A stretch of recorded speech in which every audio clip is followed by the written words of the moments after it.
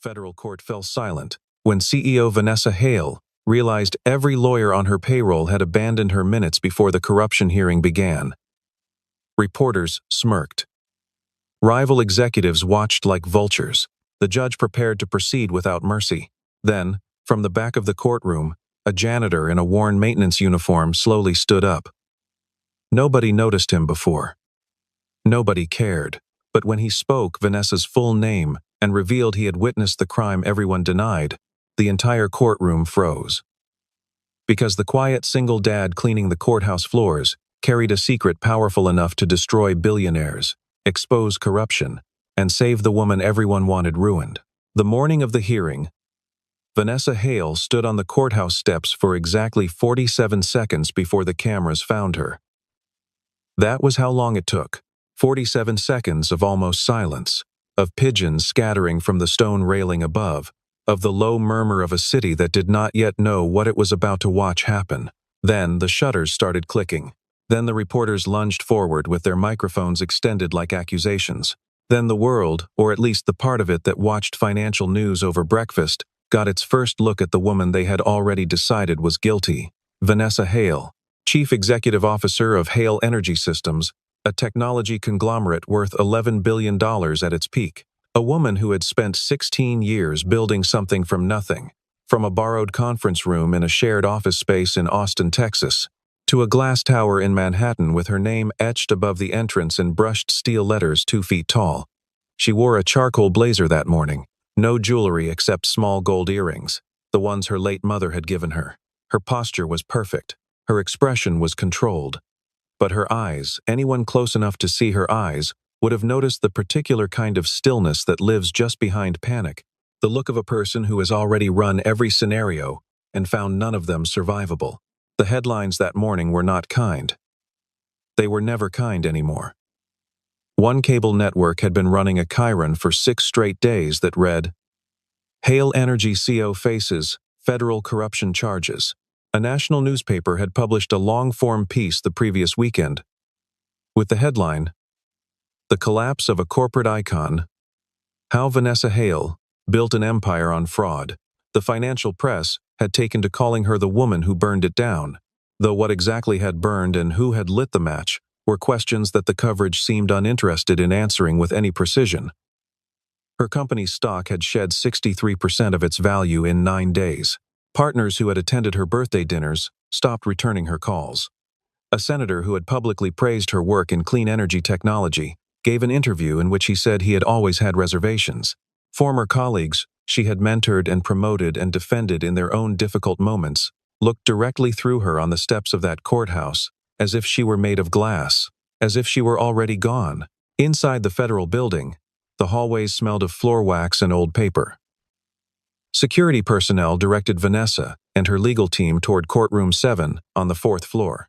Her lead attorney, a silver-haired man named Gerald Fowler who charged $900 per hour and had never lost a federal case in 22 years of practice, walked beside her, reviewing documents on a tablet. Behind him, 3 junior associates carried accordion files thick with exhibits, financial records, correspondence. Vanessa had spent 4 months preparing for this moment with this team.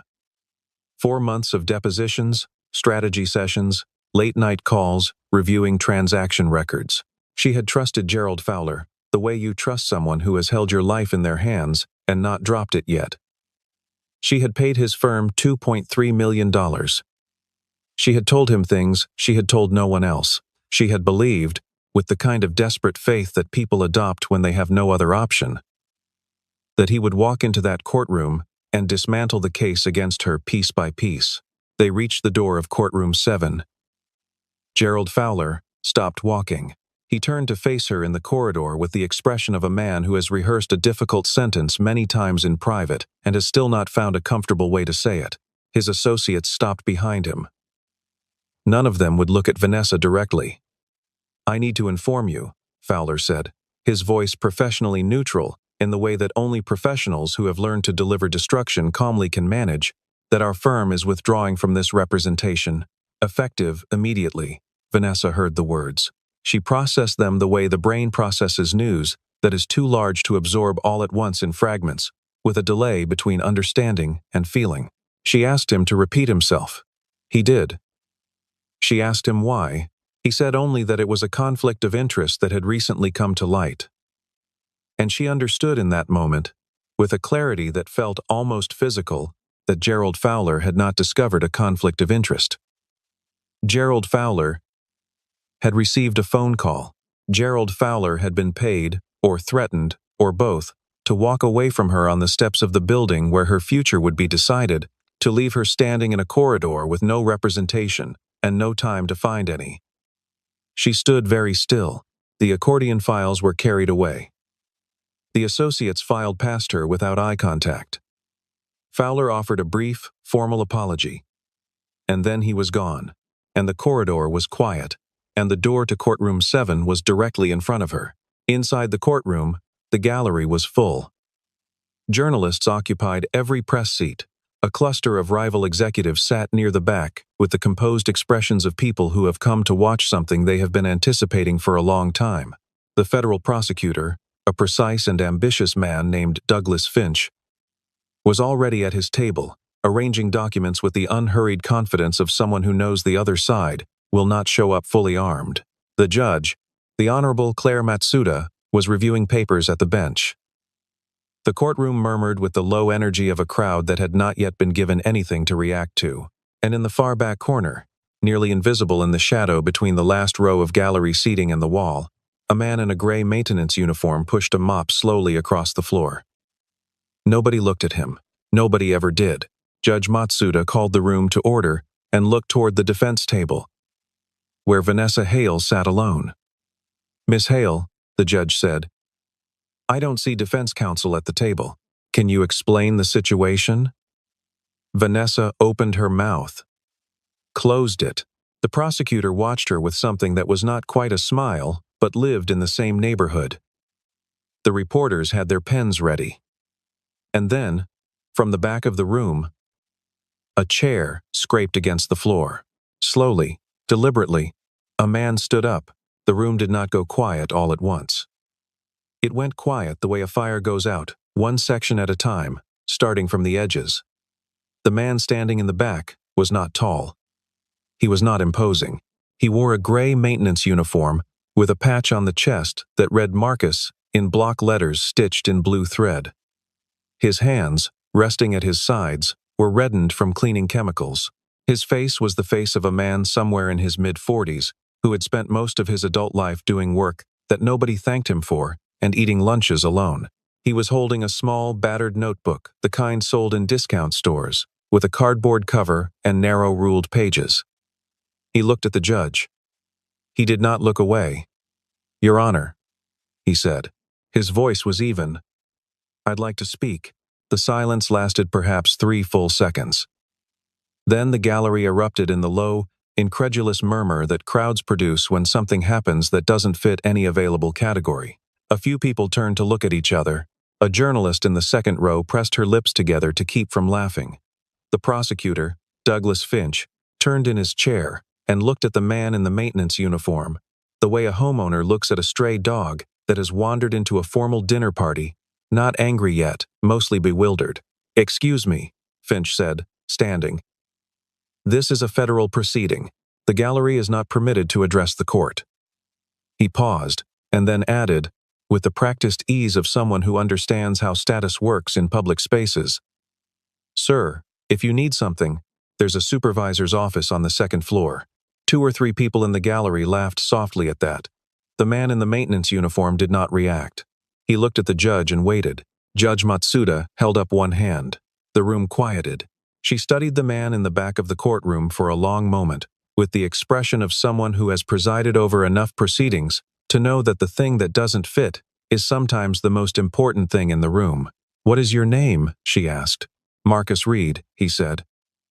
"And what is your basis for addressing this court?" He held up the notebook. "I have information relevant to this case." "Directly relevant.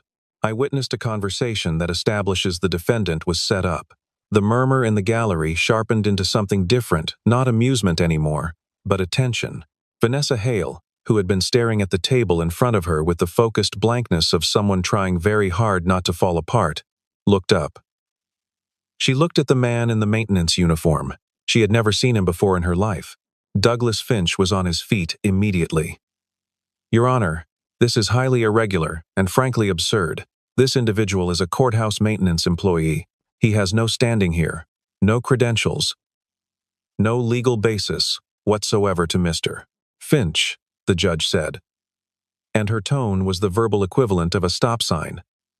Finch sat down. Judge Matsuda looked at Marcus Reed again. Something in his stillness, the particular quality of a man who is accustomed to being dismissed and has decided today will be different, seemed to hold her attention. "Mr. Reed," she said carefully, "this court will hear what you have to say. If it is relevant, it will be considered. If it is not, this proceeding will continue immediately." She turned to her clerk. "Let the record reflect that a member of the public has requested to address the court." Marcus Reed walked forward from the back of the room. Every eye in the courtroom followed him. He moved without hurry. He placed the notebook on the rail in front of the gallery. He looked at Vanessa Hale once, briefly, with an expression that was not pity and was not sympathy exactly, but was something that recognized something in her, a quality of wrongness about the situation that apparently only one other person in the room could see clearly. Then he turned to face the judge and he began to speak.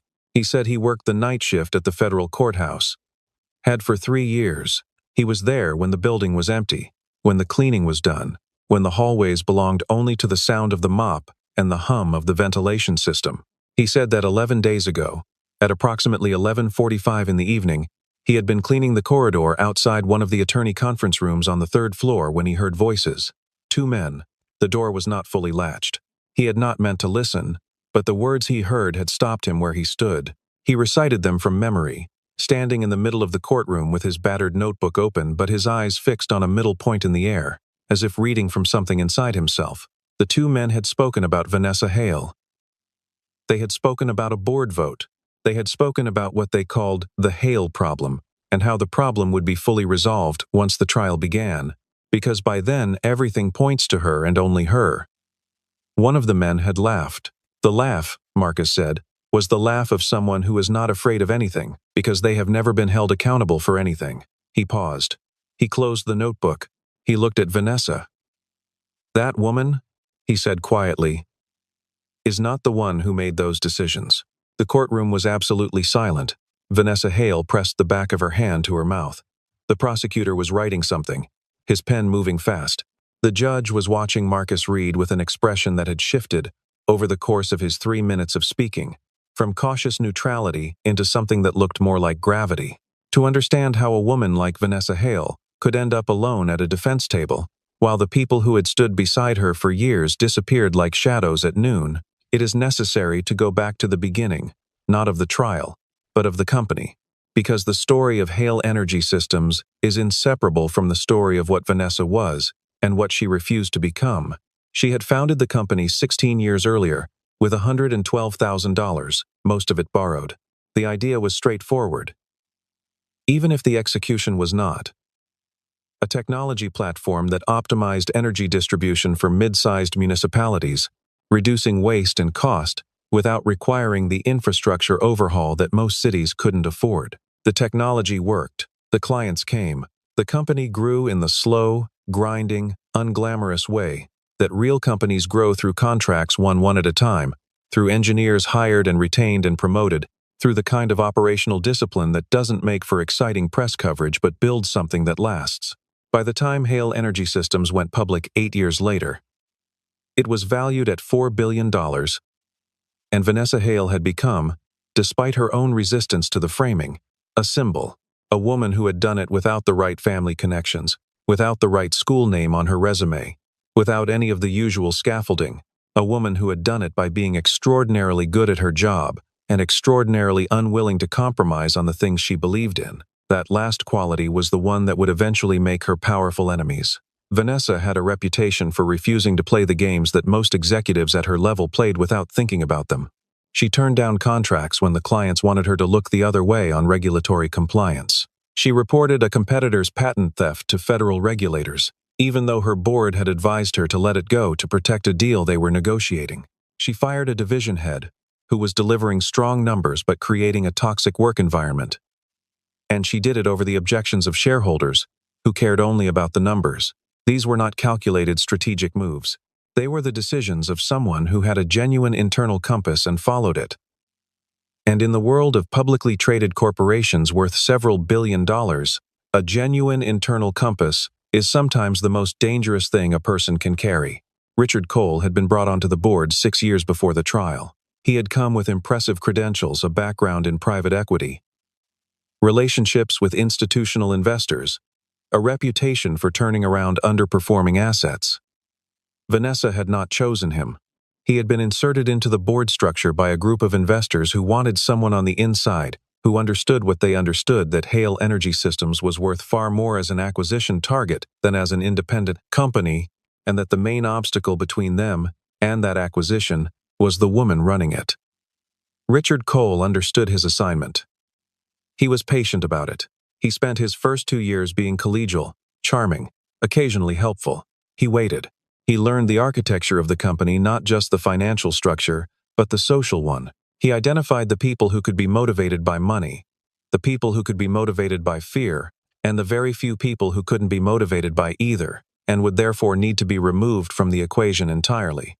He began to build, slowly, carefully, in the shadows of legitimacy where everything looks like normal business, until you step back far enough to see the shape of it. The scheme itself was not complicated, which was part of why it worked.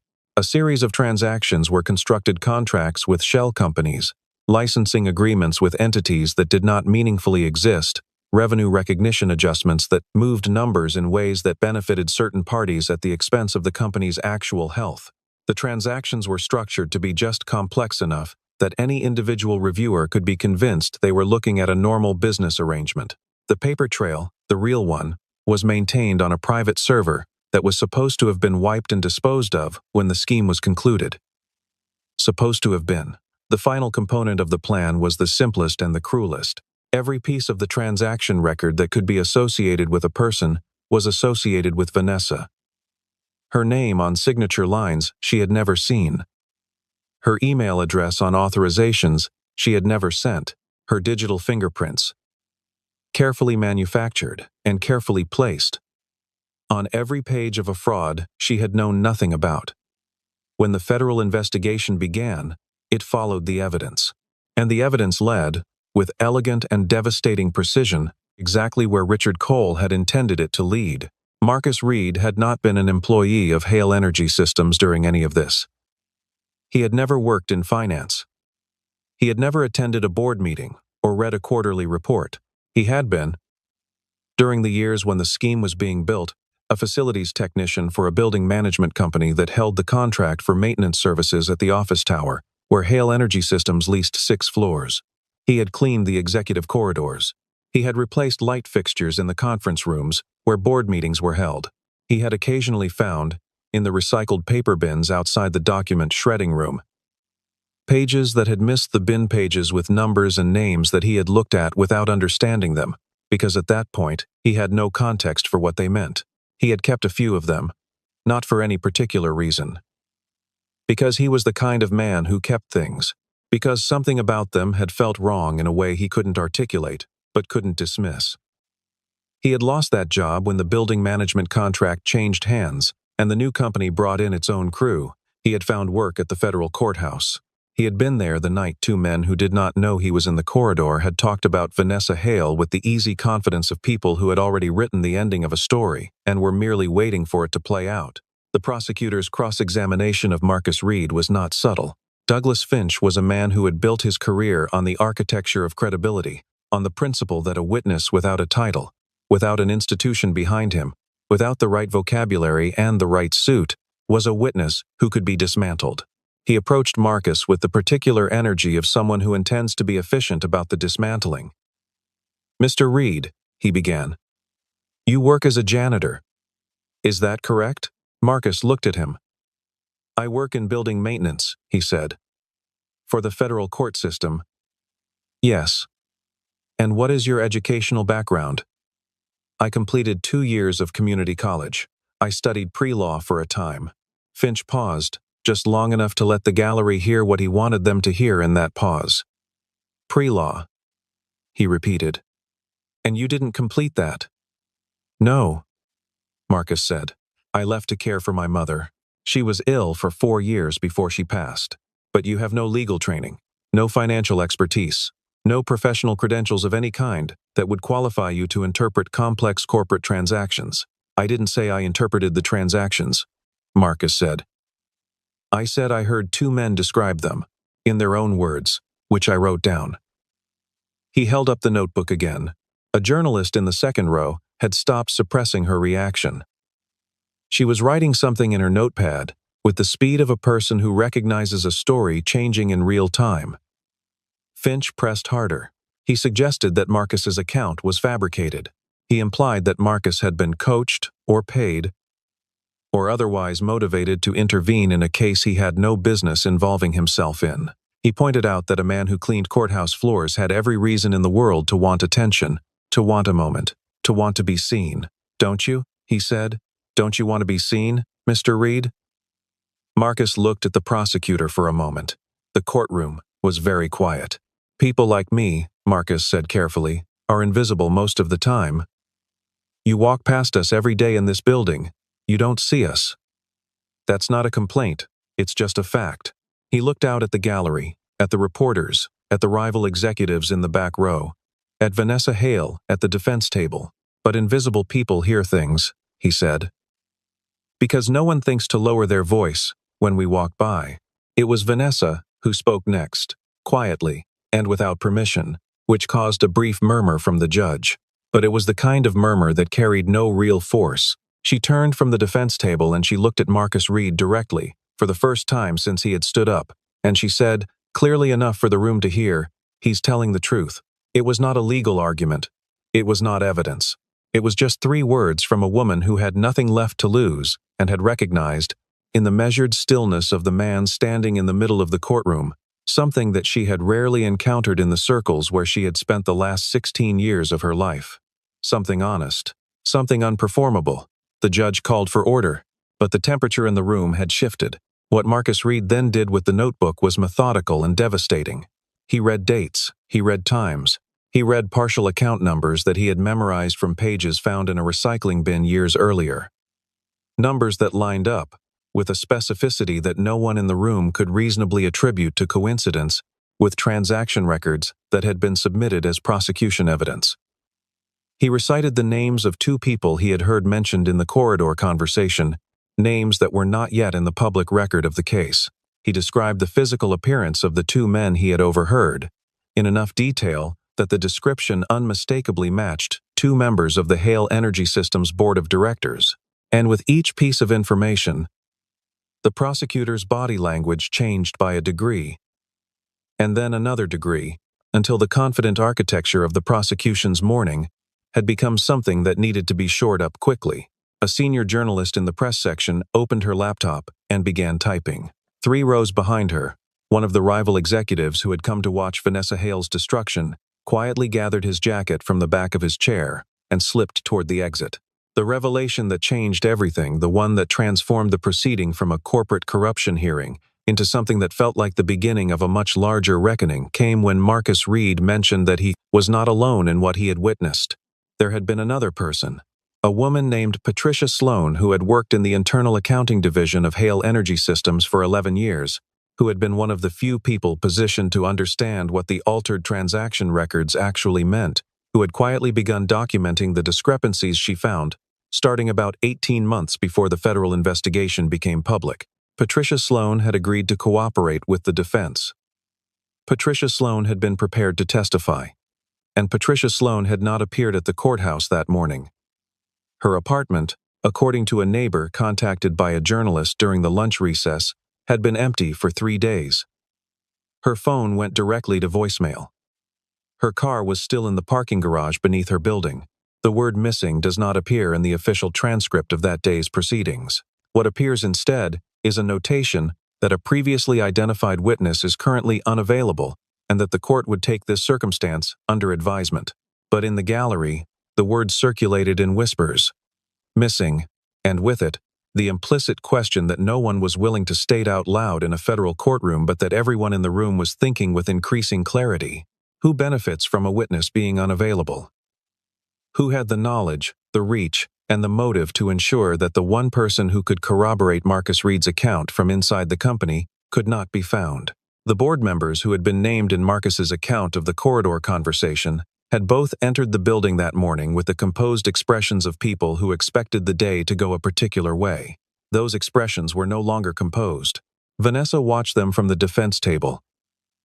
She had spent 6 months trying to understand who inside her own organization had turned against her. She had constructed theories, run mental scenarios, replayed conversations from the years of her tenure looking for the moment she had missed. Sitting in that courtroom with the silence where Patricia Sloane's testimony should have been, she understood that the answer was not a single moment. The betrayal had not been an event. It had been a slow, patient, deliberate architecture, built over years by people who had eaten at her table and shaken her hand and told her she was brilliant, and who had been building her cage the whole time. Marcus had known about Patricia Sloane because Patricia had once tried to do what Marcus himself had tried to do, report what she suspected through legitimate channels. She had approached a board-level compliance contact. The contact, who was part of the network that Richard Cole had quietly constructed, had assured her that her concerns would be reviewed, and had then reported the contact to Cole within the hour. After that, Patricia had become more careful. She had stopped using company systems. She had started keeping her documentation at home. She had found Marcus through a mutual contact, a former building technician who had worked alongside Marcus at the Hale Energy Tower before the contract changed, and she had told him enough that Marcus had understood the scope of what had happened and had begun to understand what he was carrying in that battered notebook. She told me once, Marcus said, standing in the courtroom with his voice level and his hands still, that the hardest part wasn't finding the evidence. The hardest part was knowing that no one with power to act on it was going to believe someone like her. He paused. Or someone like me. The security camera footage from the corridor outside Conference Room 3B on the 3rd floor of the federal courthouse, the footage that would have provided visual corroboration of the conversation Marcus Reed had overheard 11 days earlier, had been flagged as part of the court's routine records request process. When the court's technology administrator retrieved the file, the footage for the relevant 45-minute window was corrupted, not deleted. Corrupted, in the particular way that a file becomes corrupted when someone who knows what they're doing wants it to be gone but wants it to look like an accident. Judge Matsuda was informed of this during the afternoon recess. When the court reconvened, she addressed it briefly and without emphasis, in the careful language that judges use when they want to put something on the record, without prejudicing a proceeding that is still underway. But the journalists in the press section understood exactly what it meant, and Marcus Reed, standing in the back of the courtroom where he had been asked to remain available for further questioning, understood it too. The federal building's subterranean levels were not glamorous spaces. They were the institutional bones of the structure: concrete walls, exposed pipe, the constant ambient noise of ventilation systems, long corridors lit by fluorescent panels, with a half-second delay in their flicker. Marcus had worked those levels on the nights when they needed it, when something in the mechanical room required attention at an hour when the building was empty except for security. He knew the layout the way a person knows a space they have moved through in the dark, not consciously, but in the body, in the way the feet remember a turn before the mind processes the instruction. He knew about the auxiliary storage room in the basement level of the East Wing. Behind the door, marked Records Archive Authorized Personnel, a room that most people in the building assumed contained nothing more interesting than boxes of outdated filing. He had cleaned that room. He had noticed, on a shelf behind a bank of empty cardboard file boxes, a rack of computer server equipment that looked older than anything else in the building, equipment that had been moved from somewhere else and stored here. Perhaps because it was being decommissioned, perhaps because someone had needed it to disappear without actually destroying it. He told the federal investigators about the room during a conversation held in the courthouse administrator's office on the evening after the first day of proceedings. 2 agents drove to the building that night with a forensic technician. Marcus led them to the basement level, down the corridor with the half-second fluorescent flicker, past the mechanical room, to the door marked Records Archive. The servers were still there. The forensic technician connected her equipment and began the extraction process. It took most of the night. What she found, what she began finding within the first 2 hours, enough that she called her supervisor, immediately was a record of everything. Not the sanitized version that had been produced for the investigation. The actual version. Emails between Richard Cole and 2 other board members spanning 19 months. Transaction authorizations with original signatory information intact. A sequence of instructions to a member of the company's IT department, given over encrypted messaging but backed up to a server that the sender had apparently believed was wiped, directing that version to be replaced with a version that substituted Vanessa Hale's credentials at every relevant point. The digital architecture of a conspiracy, preserved in a basement because the person responsible for destroying it had stored it in the wrong place. In a building where a maintenance worker happened to know every room, Vanessa was informed of the discovery at 6:30 in the morning. She was alone in a hotel room 12 blocks from the courthouse, sitting on the edge of the bed with her phone in her hands, when the call came from the federal investigation team. She listened. She said very little. When she set the phone down, she sat for a moment in the particular quality of silence that follows the end of something that has been destroying you from the inside. And then, for the first time in the 6 months since the investigation had become public, and her world had begun dismantling itself piece by piece, she allowed herself to cry. Not performance. Not the carefully managed emotional release that she had trained herself to deploy in board meetings when the situation called for it. Just tears, moving quietly down her face in an empty hotel room while the city outside the window was beginning to wake up, because the evidence she had spent 6 months screaming into a void that the evidence existed had been found by a man who cleaned courthouse basements and kept a notebook. Richard Cole did not appear in courtroom 7 the following morning. He had not been in his Manhattan apartment since the previous afternoon. His personal assistant, reached by phone, stated that he had left the office at 4:30 with 2 pieces of carry-on luggage and had mentioned a trip to a conference in Geneva. There was no conference in Geneva. The FBI issued an alert at 7:45 in the morning.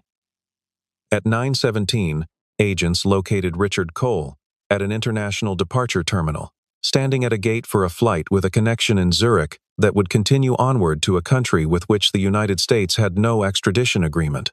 He was carrying a passport in his own name, $300,000 in cash distributed across 4 money belts, and a phone with every application deleted except one encrypted messaging platform. He was arrested without incident. He said nothing on the way to the federal detention facility. He looked straight ahead, as men who have spent years not being held accountable for anything sometimes do, when accountability finally closes around them with a kind of blank incredulity, as if the rules of physics have suddenly and inexplicably changed. The second hearing, the one that actually mattered, was held 3 weeks later, after the forensic data from the servers had been fully analyzed, and a complete investigative report had been compiled, and Richard Cole had spent those 3 weeks in federal custody with access to an attorney who had told him, with the clinical honesty of someone who has reviewed the evidence, that cooperation was his only option. He entered a guilty plea. He confirmed, in open court, in the flat affect of a man reading from a document he has been told to read, the full architecture of what he had done. The shell companies. The altered records. The deliberate transfer of criminal liability to Vanessa Hale. The involvement of 3 other board members who had known what they were doing and had done it anyway. The role of a major institutional investor whose acquisition interests had provided the original financial motivation for the scheme. He confirmed it all. His attorney had negotiated a cooperation agreement. His sentencing was deferred. None of that, in the end, mattered very much to Vanessa. What mattered was the moment when Judge Matsuda turned to the defense table and, in the precise language of federal proceedings, stated that all charges against Vanessa Hale were dismissed with prejudice. The gallery erupted in a way that federal courtrooms very rarely erupt, with the kind of noise that happens when people who have been holding something in for too long finally release it all at once. Journalists were already texting their editors before the judge had finished her statement. The prosecutor, Douglas Finch, gathered his papers from his table with the mechanical movements of a man operating on procedural autopilot because his mind is in a different room entirely. Vanessa sat at the defense table for perhaps 30 seconds after the gallery noise began, very still, with her hands folded in front of her and her eyes focused on the middle distance, the way people look when they are trying to find the ground again after a very long fall. Then she turned. Marcus Reed was in his usual seat, the back corner, near the wall, where the light from the high windows fell in a way that left that particular spot in shadow. He was watching her. She looked at him for a moment that lasted considerably longer than a moment. Then she nodded, once, with the particular economy of expression that belongs to people who have learned to say the most important things without words. He nodded back. Outside the courthouse, the media crush was substantial. Vanessa stood on the steps where she had stood 6 weeks earlier, under a sky that had felt like it was collapsing. And she read a statement she had written herself at 3 a.m. in the hotel room. She thanked the federal investigators. She thanked the forensic team. She spoke, with measured precision, about the systemic failures in corporate governance that had allowed what happened to happen. She did not perform triumph. She did not perform vindication. She described, in careful language, what it felt like to stand at a defense table alone and realize that the entire structure of institutional support that was supposed to protect you had been deliberately dismantled, and then to have someone stand up. "I want to be clear about something," she said, and her voice held steady. "The person who made the difference in that courtroom is a man who had nothing to gain from it. He was not a lawyer. He was not an executive. He held no title. He had no platform and no protection, and no guarantee that anything he said would be believed. He was a maintenance worker who came to work every day and paid attention while the rest of the world looked through him." She paused. "His name is Marcus Reed, and I owe him everything." The offer Vanessa made to Marcus was not made in a press conference or a formal meeting. It was made in a break room on the 3rd floor of the Hale Energy Systems corporate tower. 2 weeks after the hearing concluded, over 2 cups of coffee that Vanessa had poured herself from the communal machine, the same machine, she had been told, that Marcus preferred to use when he visited the building for meetings. She had asked him to come without telling him why. He had come in the same kind of clothing he wore every day, clean, presentable, but without any concession to the corporate aesthetic of the building around him. He sat across from her with the alert, careful attention of someone who has learned never to assume that a situation is what it appears to be. She told him she was rebuilding the executive team from the ground up. She had already terminated 7 senior leaders. She had brought in an interim chief financial officer while a permanent hire was conducted. She was restructuring the board entirely, and she was creating a new function, a department that had not existed before, that she intended to build around a specific philosophy, that the people inside a company who see the most, who hear the most, who understand the daily operational reality in the way that no executive dashboard can capture, are precisely the people who are least likely to be given a mechanism to report what they observe.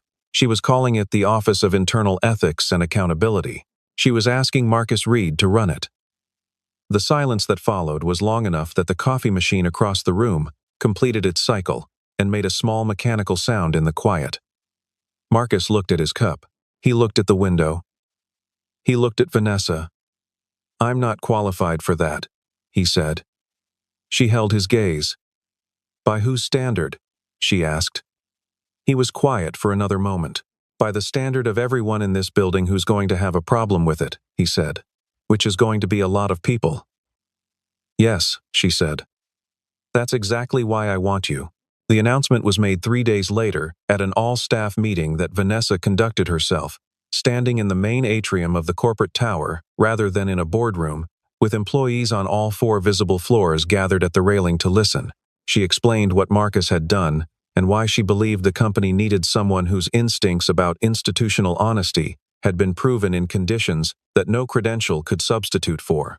The reaction was precisely what Marcus had predicted: a portion of the room that received the news with open skepticism, a portion with visible discomfort, and a small but unmistakable portion with something that looked, for perhaps the first time in a long time in that building, like relief.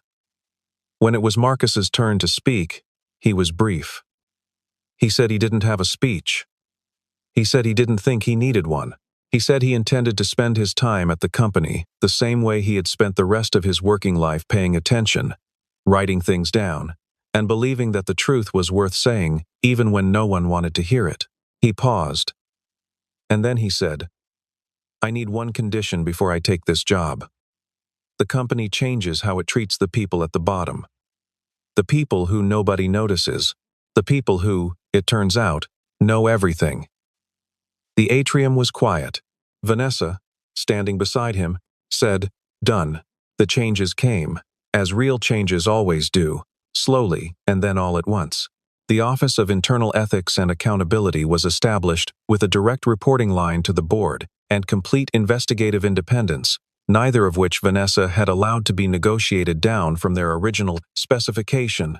A whistleblower protection policy was drafted and implemented with teeth. Specific legal protections, defined response timelines, an anonymous reporting channel whose architecture was audited by an external firm to ensure genuine anonymity. A compensation equity review was commissioned that resulted, 6 months later, in across-the-board adjustments that were, in the words of the financial press covering it, more substantial than analysts had expected. 3 more board members who had been tangentially connected to Richard Cole's network resigned under pressure from the newly reconstituted board's own internal review.